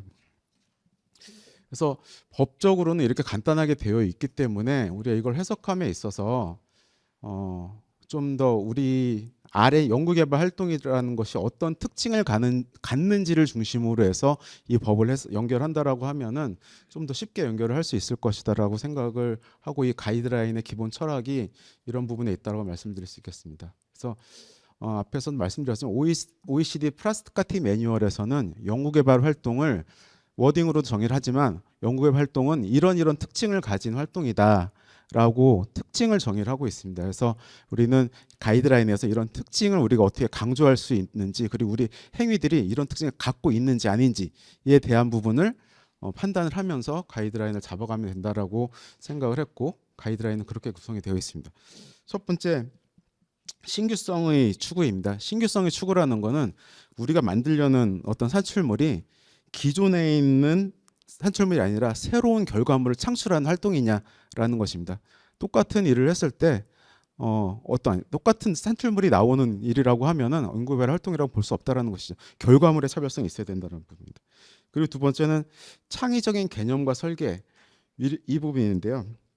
이것들은 어떤 제품을 만들 때 있어서 우리가 뭐 제품을 개선한다든가 성능 향상시키는 부분에 있어서 일상적으로 우리가 해오던 그런 반복적인 개선 활동이 아니라 방법론이나 접근 방식 자체가 기존에 우리 했던 것들하고는 다른 방식을 채택해야 된다라는 부분들입니다. 그래서 그런 창의성이나 그런 개념 설계가 있어야 된다라는 부분입니다. 또 R&D 특성 중에 하나는 우리가 연구개발 활동이라는 거는 투자라는 개념이 항상 보긴 하는데 투자의 결과물이 나온다라는 보증이 없는 활동입니다. 그래서 우리가 이 연구개발을 했을 때 100% 이런 성과물이 나올 것이다라는 그런 전제가 깔리고 그런 것이 분명하다라고 하면 R&D 활동을 볼 수 없다라는 것입니다. 그래서 단순한 투자로 볼 수밖에 없고요. 그래서 내가 하는 활동이 어떤 위험 요소나 불확실성을 가지고 있다라는 것을 그거 자체가 연구개발 활동 하나의 특성이라고 볼 수 있습니다. 그래서 어떤 걸 했을 때 100% 성공한다라고 했을 경우에는 R&D 활동이 아닐 가능성이 높고, 나는 그렇게 생각하더라도 그런 부분이 있다라는 걸 생각을 하셔야 되겠습니다.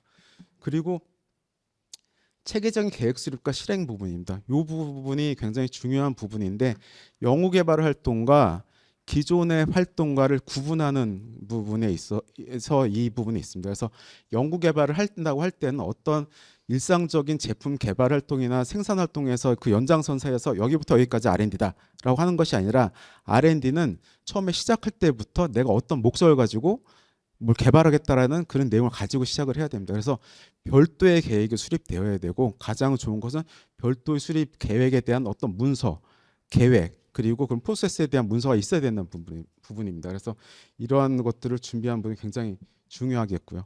그리고 연구개발의 또 다른 특성은 우리 어떤 결과물을 만들어냈을 때 누군가 사람이 바뀌건 환경이 바뀌건 간에 그 결과물이 계속 반복적으로 나와야 된다는 것입니다. 그래서 그런 점에 중요한 것이 쉽게 나오는 게 뭐 특허나 논문이 나왔다라고 하면 그런 것들이 이미 인정이 되는 것이고, 회사 내에서도 어떤 문서로 되었는데 이 방법을 도입을 할 것이냐 안 할 것이냐를 결정할 수 있다라는 것은 이 결과물이 앞으로도 반복돼서 나올 수 있는 결과물이라는 거죠. 그래서 어떤 R&D를 했는데 결과물이 그냥 암묵지나 그냥 노하우로 남는다라고 하면은 연구개발 활동이라는 특성에서 좀 멀어진다라고 보시면 되겠습니다. 그래서 연구개발 활동을 바라볼 때 이런 5가지 특징을 가지고 있느냐, 물론 가지고 있다 하더라도 그런 부분에서 부족할 수 있지만 제일 중요한 기준은 이런 5가지 특징을 가지고 내가 하는 활동이 연구의 활동이다라는 거를 생각을 하고 거기에 따른 준비를 해주시는 것이 중요하겠다라는 것입니다. 그래서 이러한 개념을 가지고 각각에 대해서 좀 더 자세히 설명을 드리도록 하겠습니다. 신규성의 추구라는 부분에서는 기존에 사용되던 제품이라면 그 제품에 활용되던 기술이나 지식이 아니라 사용되지 않았던 새로운 기술이나 지식 그리고 아이디어를 창출해서 적용되어야 된다는 점입니다. 그래서 결과물적으로 봤을 때 우리 제품이 어떤 굉장히 획기적인 개선이나 그런 신기능을 가졌다 하더라도 기존에 있는 기술들을 그냥 적용을 했다, 그냥 조합했다라는 그런 경우라고 하면은 연구개발 활동이 아니다라고 인정받을 가능성이 굉장히 높다라는 것입니다. 그리고 어떠한 다른 기술을 카피하거나 모방하거나 역공학을 통해서 기술을 적용하는 그런 형태의 같은 경우는 연구개발 활동이라고 보기에 좀 어렵다라는 것입니다. 그래서 새로운 개념이나 새로운 아이디어를 적용을 해서 결과가 나왔다라고 보여져야 된다는 부분입니다. 두 번째는 창의적인 개념과 가설의 설계입니다. 그래서 개선 활동을 하는 데 있어서 기존에 없는 새로운 개념과 아이디어를 이 내용에 넣어야 된다는 것이고요. 그렇지 않은 활동들의 가장 뭐 뻔한 것들이 어떤 것이냐면 이제 반복적으로 진행되어 오던 활동, 그리고 일상적인 개선 업무 등에 해당되는데, 또 R&D로 볼 수 있는 것들이 일상적인 활동이긴 하지만 일상적인 활동에다가 새로운 기술이나 방법을 적용한다라고 하면은 연구개발 활동으로 볼 수 있을 가능성이 높다라는 것입니다. 그래서 당연히 일반적인 그냥 수정 보완 그런 활동들은 연구개발 활동으로 인정이 되지 않을 가능성이 높습니다. 말씀드렸던 그리고 세 번째는 최종 결과물이 어떤 불확실성을 내포하고 있느냐라는 부분입니다. 어떤 연구개발 활동이든 간에 어떤 목적성을 가지고 연구개발 활동을 진행하게 되는데, 우리가 연구개발 활동했을 때 이렇게 투입을 했을 경우는 어떤 결과물이 나올지 100% 예측이 된다든가, 그리고 투입 비용 역시 뭐 100만 원을 넣어가지고 요 선철물이 나올 것이라고 100% 확신이 된다라는 그런 활동이라고 하면은 연구개발 활동이라고 볼 수가 없습니다. 어느 정도 이 사업, 이 연구개발 활동이 실패의 가능성을 가지고 있다라는 부분을 우리가 인지를 하고, 만약에 우리가 그걸 입증해야 될 때도 그런 부분을 좀 명확하게 설명할 수 있다라고 하면은 연구개발 활동으로 볼 수가 있겠습니다. 그래서 나중에 이 이슈가 발생됐을 때 연구개발 활동이냐 아니냐라고 이야기를 할 경우에 이런 부분들은 특히 그런 판별 여부에도 많이 활용이 되니까 이런 내용들을 사전에 좀 준비를 하고 어떤 문서화시키는 부분이 중요하겠다라고 말씀을 드릴 수 있습니다. 그 다음은 체계적인 계획 수립과 실행입니다. 이 부분은 말씀드린 바와 같이 우리 일상적인 업무의 내용과 연구개발 활동의 내용을 일단 구분을 해야 되는 것이고, 연구개발 활동만의 계획이 수립이 되어 있어야 된다는 부분입니다. 아까 뭐 기획 업무를 말씀하셨는데요. 그 기획 업무가 연구개발 활동으로 들어오기 위해서는 연구개발 과제라는 게 정의가 되고, 연구개발 프로세스 내에서 그 기획의 역할이 정의가 되고, 기술개발 과제 내용과 연관성이 있게 된다라고 하면은 그 기획 활동도 연구개발 활동으로 인정을 받을 수 있는 여지가 있습니다. 그래서 그런 부분을 이런 독립된 액티비티로 구분을 하고 거기에 따른 기획 프로세스가 명확하게 정의가 된다라고 하면은 연구개발 활동으로서 기여율을 가져갈 수 있다라는 것을 말씀을 드릴 수 있겠습니다. 그리고 다섯 번째 내용은 그 결과의 이전 가능성과 그리고 재현성 부분입니다. 성과물이 나왔을 때 그 성과물 자체로 존재해야 된다라는 부분입니다. 그 성과물이 아까 말씀드렸듯이 우리가 뭔가 R&D 투자를 했는데 그 결과물이 그냥 우리가 뭐 역량이 단순히 향상되었다, 아니면 직원들의 업무 효율이 높아졌다, 그런 식의 암묵지 형태로 들어가는 형태의 결과물이 나온다라고 하면은 그건 처음부터 연구개발 활동으로 볼 수가 없습니다. 그래서 그러한 성과물이 구체적으로 어떤 뭐 문서 형태라면 가장 좋겠고요. 문서 전후에 대한 문서로 나타나는 게 가장 중요하고, 그 R&D의 성과가 성공이건 실패건 간에 실패인 경우에도 R&D 활동했기 때문에 우리가 R&D로 봐야 되겠죠. 그 성공과 실패는 별로 관련이 없고 그거를 우리가 문서화시키고 자료로서 보관을 하고 있다라고 하면은 연구개발 활동 인정될 가능성이 높다라는 것입니다. 그래서 지금까지 말씀드린 이러한 5가지 측면에서 보았을 때 이 활동, 우리가 하는 어떤 액티비티가 연구개발 활동의 특성을 가지고 있는지 아닌지를 좀 볼 수 있는 제일 중요한 기준이 되겠고, 우리가 연구개발 활동으로 인정을 받았다고 요구를 한다던가 아니면은 연구개발 활동에 대한 계획을 세울 때 저 5가지 특성을 최대한 어떤 어필을 하고 문서로서 적어야 된다라는 점을 고려를 하여서 준비를 하신다라고 하면은 추진을 할 때도 체계적으로 할 수 있고, 어떤 회계사 분들하고 상담을 할 때도 이렇게 준비되었기 때문에 나는 이거 연구개발 활동이라고 보겠다라고 먼저 입증을 하면서 좀 적극적으로 범위를 넓혀 나갈 수 있다라는 부분입니다. 그리고 마지막에 가서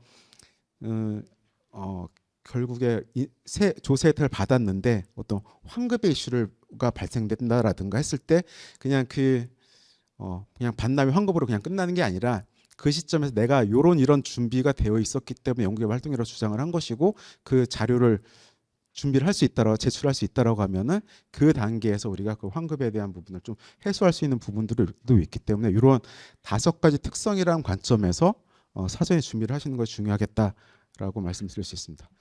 그래서 이러한 생각하에서 산업별 연구개발 가이드라인이라는 것을 제작을 하였습니다.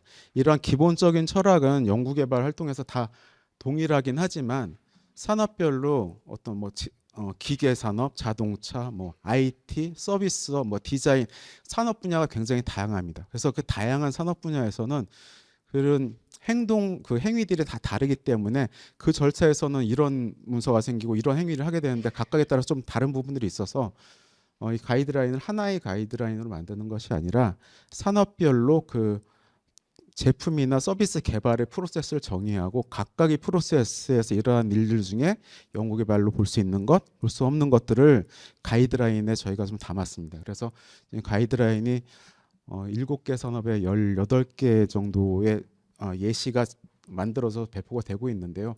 그 가이드라인을 보시면 첫 번째부터 이제 체크하는 단계부터 넘어가게 됩니다. 법적으로 규정상으로 R&D가 아닌 것들이 있기 때문에 그것들 반드시 필수적으로 체크할 사항들 제시를 하고 있고요. 필수 검토 항목으로서 당연히 연구개발 조직에서 이루어져야 하는 일이어야 되고 연구개발 전담 인력이 행한 행위여야 되고 그리고 어떤 설비가 있다고 하면은 연구개발 전용 장비여야만 연구개발 활동으로 인정을 받을 수 있습니다. 그래서 처음에 시작을 하실 때 이러한 사항들 체크를 하시고 여기에 체크가 되는 것들만 연구개발 활동이다라고 보시면 되겠고요. 두 번째도 법령에서 나온 내용들을 쭉 정리를 한 것입니다. 다음과 같은 행위에 해당되는 것들은 연구개발 활동으로 볼 수 없다라고 소득법이나 기초연구법에서도 정의를 하고 있기 때문에 이런 부분이 아니다라는 것을 다 체크를 하고 이 필터링에서 벗어난 것들에 대해서만 일단 연구개발 활동이라고 검토를 시작을 해야 된다는 부분입니다. 그 다음에는 가이드라인에서는 이 예시는 일반 제조업의 예시입니다. 저희 가이드라인 여러 가지 중에 하나인데요. 제조업이라는 거 일반적으로 보았을 때 물론 산업마다 다 다르고 기업마다 다를 수 있긴 하지만 기획 단계, 사전조사, 그리고 설계 개발, 시제품 제작, 시제품에 대한 테스트, 시험 생산, 제품 생산, 사후 관리라는 부분으로 나눌 수 있습니다. 산업마다 다르지만 가이드라인을 보게 되면 이렇게 프로세스를 분해를 해놓고 각각의 프로세스에서 어떤 일을 하는지를 내용들을 정의를 해놨습니다. 그래서 이런 프로세스가 우리 업종과 다를 수도 있지만 최대한 유사한 부분들을 발췌해서 바라보시면서 요런 행위들이 일어나는구나라고 확인을 하시고 프로세스를 분해한 다음에는 각각의 프로세스를 아까 말씀드렸던 5가지 특성에 따라서 연구개발 활동의 특성의 부합도가 높은지 낮은지를 기본적으로 저희가 분석을 해놓았습니다. 그래서 연구개발 활동 아까 5가지 특성에 따라서 이 5가지 특성의 부합도가 높다라고 보면 연구개발이라고 인정받을 가능성이 높고 이런 항목들에서 좀 부합도가 낮다라고 판단되는 부분들은 연구개발 활동으로 인정받기 어렵다라는 것으로 저희가 도식화를 시켜서 이런 색깔별로 표시를 했습니다. 그런 부분을 이제 프로세스를 정의를 했고요. 프로세스에서 앞에 보시면 그런 기준으로 색깔이 정의가 되어 있다라는 것을 보시면 되겠습니다.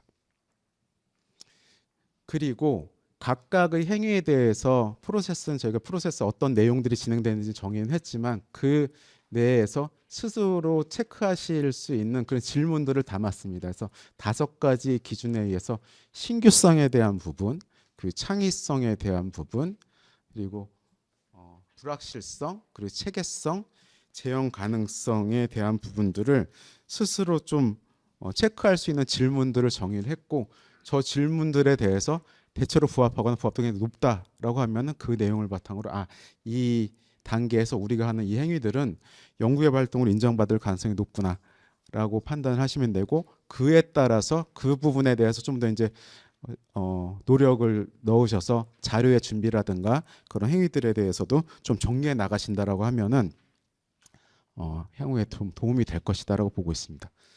그래서 최종적으로 보시게 되면 일단 저희가 만든 부분입니다. 이렇게 프로세스를 분해를 하고 각각의 행위에 대해서 그런 5가지 기준으로 보았을 때 연구개발 부합도가 좀 다소 있지만 좀 낮다라는 부분, 그리고 연구개발 활동에 대한 부합도가 높다라고 하는 부분, 그리고 연구개발에 대한 부합도가 되게 낮다라는 부분들을 이렇게 정의를 했고, 여기에 들어간 세부 액티비티들은 각각 기업마다 좀 판단을 하실 수 있도록 정의를 했습니다. 그래서 기본적으로 산업별로 어떤 업종별로 이런 프로세스를 저희가 정의를 했고, 각각의 행위에 대한 부분 내용을 정의를 했고, 그 내용에 대해서 어떤 식으로 판단할 것이냐의 질의들을 가이드라인에 담고 있습니다. 이렇게 정의된 다음에 그 가이드라인은 지금 보시는 것 같이 여러 가지 업종에 대해서 진행을 했는데, 제조업과 소프트웨어, 그리고 소재와 정밀 기계 사례들이니까요. 좀 넘어가겠습니다. 그리고 수송기계, 수송기계에서도 수송기계에 대한 일반 부분, 그리고 인증 중심, 부품을 중심으로 한 사업들에 대해서도 저희들이 각각 가이드라인을 제작을 하였습니다. 그리고 석유화학 영역에서도 어떤 신제품을 개발하는 부분, 석유 대체 물질을 개발하는 부분, 모든 업종에 대해서 다 할 수도 있지만 그 대표적인 특성과 그리고 다른 분야에 또 적용될 수 있는 가능성을 고려를 하였고요. 프로세스들은 그 산업 분야 보시는 바와 같이 산업 분야의 특성에 따라서 개발 프로세스도 좀 다르게 나타나고 할 수 있도록 다양성을 좀 넣었습니다. 다양성을 가지지만 일반적으로 적용될 수 있어야 된다라는 점을 고려를 하였고, 산업 디자인에 대해서도 프로세스가 좀 더 피드백이 이루어지는 부분들이 복잡하긴 하지만 이것들도 저희가 프로세스를 정의를 하고 활용할 수 있는 내용과 그리고 체크리스트들을 가이드라인에 담았습니다.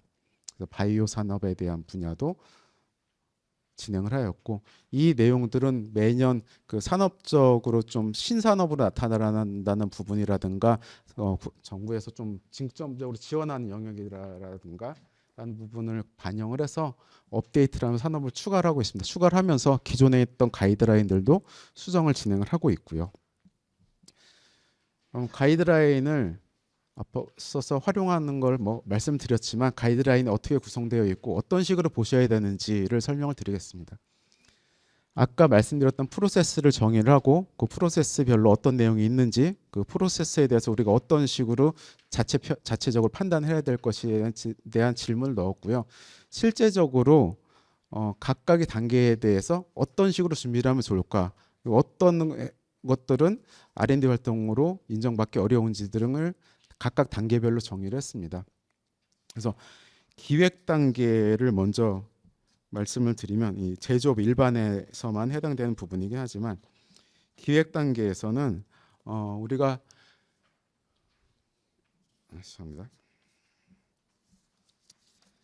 기획 단계에 있어서는 그 기획 단계 연구개발 활동에 대한 부합도는 기본적으로 높은 영역은 아닙니다. 하지만 어떤 연구개발 과제나 연구개발 과제를 수행하는 데에 있어서 어떤 그 해당 프로젝트에 대한 자료 조사, 그리고 학회에 대한 기술 조사, 세미나 참석, 그런 내용들이 어떤 과제를 중심으로 진행이 되었다라고 하면은 연구개발 부합도를 우리가 가질 수 있는 행위라고 볼 수 있습니다. 따라서 거기에 부합하는 계획과 수행 내용, 그리고 결과물들이 연구개발 과제와 연결되어서 있는 문서를 우리가 준비한다라고 하면은 그런 것들을 연구개발 활동 인정받을 가능성이 높다라고 말씀드릴 수 있겠고요.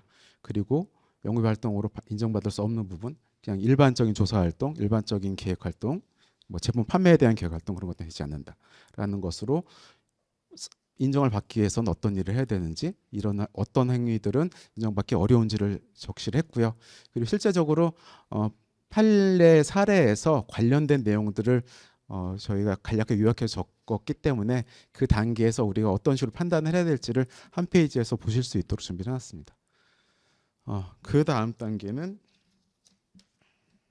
사전 조사 단계입니다. 서전 조사 부분도 역시 연구개발 부합도가 높은 단계는 아니지만 연구개발 활동을 하기 위한 평가 방법, 그리고 어떤 연구개발 수행하기 위한 방법론을 조사하기 위한 내용들, 그리고 내용을 평가하기 위한 내용들을 우리가 조사를 한다라고 하면 연구개발 활동으로 연결될 수 있고요. 앞서 말씀드린 바와 같이 연구개발 활동이라는 것, 과제, 기획, 체계 내에서 운영되는 내용들은 인정받을 가능성이 높게 되겠습니다.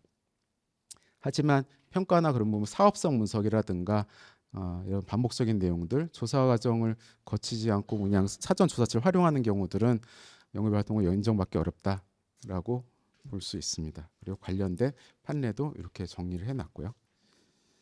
다음 단계는 제품 설계 개발 부분입니다. 설계 개발 부분은 우리가 R&D 활동을 인정받을 수 있는 가능성이 굉장히 높고 R&D 부합도가 높은 영역이기 때문에 대부분 R&D 활동 내에서 이루어지는 거라고 하면은 인정을 받을 수 있습니다. 그래서 대부분 인정받기 때문에 인정받는 내용들은 포함을 시키지는 않았고요. 인정받을 수 없는 내용들에 대해서 주로 정리를 하였습니다. 여기에서는 연구원의 그 업무에 대한 겸직에 대한 부분, 그리고 앞에서 설명드린 연구 활동에 대한 외부 위탁이나 용역을 받는 부분들에 대해서 주로 이슈가 발생되고, 그런 사항에 대해서는 앞서 말씀드렸던 사전에 법령상에서 제도상에서 빼내고 우리가 고려를 해야 되겠다라고 말씀을 드릴 수 있겠습니다. 그리고 다음 단계는 시제품 제작 부분입니다. 시제품 제작 부분도 역시 연구개발 활동 내에서 굉장히 연구의 부합도가 높은 영역입니다. 하지만 시제품 제작이 연구개발 활동의 결과물에 영향을 주기 위한 것이어야지 어떤 이걸 판매나 검증, 인증 그런 목적으로 활용되는 시제품 제작이라고 하면은 연구개발 활동으로 인정받기가 어렵습니다. 따라서 이 시제품 제작도 아까 말씀드렸다시피 연구개발 계획 내에 있는 프로세스 상에서 이루어지는 것이고, 그 내에서 적용이 된다라고 하면은 R&D 활동으로 인정을 받을 수 있습니다. 테스트 부분들은 이제 시제품이 제작된 이후에 진행되는 부분이기 때문에 연구개발 활동 부합도가 높지는 않습니다. 하지만 이 영역에서 우리가 R&D 활동이라고 좀 주장할 수 있는 부분들은 이미 제품이 개발되었는데 거기다 또 다른 새로운 아이디어나 새로운 기술을 적용하기 위한 테스트, 그 내용을 결과물을 보기 위한 테스트라고 우리가 이야기를 하는 경우에는 이 테스트도 R&D 활동으로 인정을 받을 가능성이 상당 부분 가질 수 있습니다. 역시 연구개발 계획이라는 큰 그 계획서나 그 프로세스 내에서 진행되어야 되는 부분들이고요. 그런 증빙 자료를 우리가 충분히 갖춘다라고 하면 연구개발 활동이 인정받을 가능성이 높다라고 말씀드릴 수 있겠습니다. 하지만 그 같은 내용이지만 시장 반응을 보기 위한 테스트라든가 조직이 영업이나 AS 단계에서 진행된 테스트라고 하면은 인정을 받기 어렵다라고 말씀드릴 수 있겠습니다. 시험 생산에 대한 부분들인데요. 시험 생산도 부합도가 낮은 영역에 좀 더 가깝긴 하지만 시험 생산에 있어서 시험 생산이 기존에 있던 제품 생산이 아니라 새로운 제품을 만들어서 기존의 시험 생산 프로세스나 매뉴얼을 개선을 하고는 활동들이 포함된다라고 하면 일부 R&D로 볼 수 있는 영역이 있습니다. 이 영역도 역시 연구개발 계획에서 시험 생산까지 프로세스에서 기존에 있는 프로세스가 새로운 그 체계라든가 그런 매뉴얼을 만드는 작업이라고 하면 일부 연구개발 활동으로 인정받을 수 있는 가능성이 다소 있는 부분이라고 볼 수 있겠습니다. 하지만 시험 생산에 활용된 설비에 대한 부분에 있어서 시험 생산 설비가 시험 생산으로 연구 개발해서 연결이 되어서 시험 생산으로 썼지만 이게 생산 작업기로다가 전환이 되었다라고 하는 경우에는 연구 개발 활동으로 인정을 받을 수가 없습니다. 그리고 시험 생산으로 우리가 어떤 제품을 만들었는데 그게 판매되었다라고 했을 때는 연구 개발 활동으로 인정받지 못합니다. 예, 사후관리 보면 사후관리도 R&D로 받기가 굉장히 어려운 부분입니다. 기본적으로 연구개발 활동으로 볼 수는 없지만 사후관리 측면에서 우리가 연구개발 활동 연결되는 부분들이 있을 수가 있습니다. 이 사후관리라는 것이 소비자에 대한 그 제품에 대한 의견을 받는다든가 피드백을 받는데 그 내용들이 기존 제품이 아니라 다음에 새로운 제품이나 새로운 기술을 개발하는 데 있어서 활용되는 그런 내용이다라고 하면은 일부 연구개발 활동을 인정받을 수 있는 가능성이 있습니다. 계속 말씀드리지만 이러한 내용들이 연구개발 계획 프로세스나 그 업무 기술서에 적시가 되어 있어야 되고, 그런 내용들이 그런 근거 하에서 진행되었을 경우에는 이러한 부분들도 R&D로 인정을 받을 가능성이 있다라고 말씀드릴 수 있겠습니다. 그래서 쭉 말씀드린 부분들이 보수적으로 활동을 하게 되면은 다 안 하면 그만이지만 우리가 연구개발 활동이라는 것을 국가에서 준 혜택을 좀 더 받고 그리고 우리가 하는 활동들을 좀 더 체계화시킨다라는 측면에서 이러한 개념하고 프로세스를 분해해서 하는 업무들을 진행을 하신다라고 하면은 좀 더 체계화된 방식을 도입함으로써 연구개발 활동 이 조특법이라는 것을 혜택을 받는 데 있어서 좀 더 명확하게 신청을 한다든가 혜택을 받을 수 있고 추후에 발생되는 문제들도 최소화시키고 발생 가능성 낮추는 데 있어서 이제 기여를 할 수 있기 때문에 이 가이드라인이 만들어졌다고 보시면 되겠고요.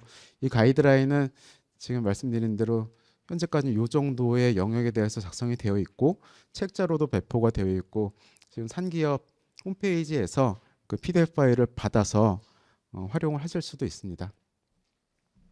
그런 점을 말씀드리고 마지막으로 다시 한번 말씀을 드리게 되면 연구개발 활동이라는 게 법령이나 보면은 뭐 한 문장, 한 문단으로밖에 정의가 되어 있지 않습니다. 그것들을 해석을 하는 데 있어서 보수적으로 해석하면 못하는 것이고요. 적극적으로 해석을 해야지 우리 혜택을 받을 수 있는데 적극적으로 해석하는 방법에 있어서 이렇게 개발 프로세스를 정의를 하고 개발 프로세스에서 이루어지는 일들이 어떤 일들이 있는지를 보고 그거에 대한 스스로의 체크리스트를 아까 말씀드렸던 5가지 연구개발의 특징이라는 관점을 바라봐 주시고 문서나 자료들을 준비해 나가신다라고 하면은 추후에 그 진행하는 데서 굉장히 도움이 될 것이다라고 보고요.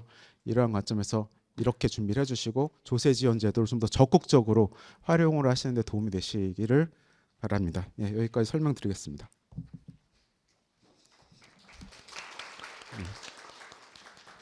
네, 감사합니다. 그러면 이어서 질의응답 시간을 갖도록 하겠습니다. 아까와 마찬가지로 질의가 있으신 분은 손을 들어주시면 네, 마이크 전달드리겠습니다. 네, 그 강의 잘 들었습니다. 일반적으로 이제 중소기업이 일반적으로 이제 중소기업이 제품을 개발했을 때 그 연구원이 제품의 일정 기간은 제품이 필드에 나가게 되면 사후 관리도 일정 부분 하게 되는 게 현실적인 내용입니다. 그렇게 되었을 때 그 직원의 그 연구 활동으로 예를 들면 하루에 8시간 근무하는데 한 시간 정도가 AS 업무에 그 할애가 된다고 했을 때 그거에 대한 연구 활동 비용을 8분의 1로 아니 8분의 6으로 7로 해서 연구 활동비로 뭐 넣을 수 있는 예를 들면 뭐 그런 방법이 있는지 그거에 대해서 궁금합니다. 이 부분은 국세청이나 회계사분께 더 잘 아시는 내용이긴 하겠지만 기본적으로 사후 관리의 내용이 연구개발 다음에 이루어질 사후 관리라는 것은 이제 개발이 다 끝났다는 것이고 사후 활동이 다음번에 개발될 새로운 제품에 대한 일과 연결이 된다라고 하면은 R&D 활동으로 볼 수 있지만 지금 말씀하신 것은 AS나 그런 부분이라고 하면은 기본적으로는 연구개발 활동이라고 볼 수가 없기 때문에 제외되는 게 맞다라고 저는 보고 있습니다. 저의 의견이고 뭐 자세한 부분들은 국세청이나 회계사분께서 말씀할 수 있는 부분 기본적으로는 되지 않는다라고 볼 수 있겠습니다. 네, 또 손. 네.